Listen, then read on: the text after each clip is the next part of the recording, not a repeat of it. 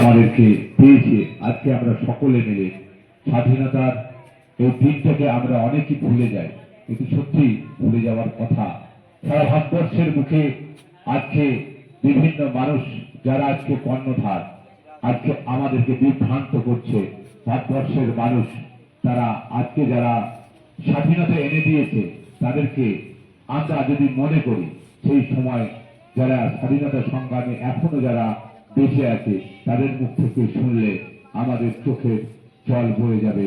কারণ আজকে এই ভাগ উত্তোলনটা বড় কথা নয়, বড় কথা হচ্ছে মানবিক বি.আর. আম্বেদকরজি সংবিধান রচনা করার যে দায়িত্ব ওনাকে দিয়েছিলেন সে কমিটি, আজকে সব ধর্মের মানুষকে এক এক করে, বিভিন্ন মানুষের বিভিন্ন ধর্ম আছে, সে ধর্ম কিন্তু সবাই ভারতবর্ষের মুখে করতে পারে এবং নিজে কি খাবো কি করবো সেই স্বাধীনতা তার সংবিধানে তার লিপিবদ্ধ করা আছে।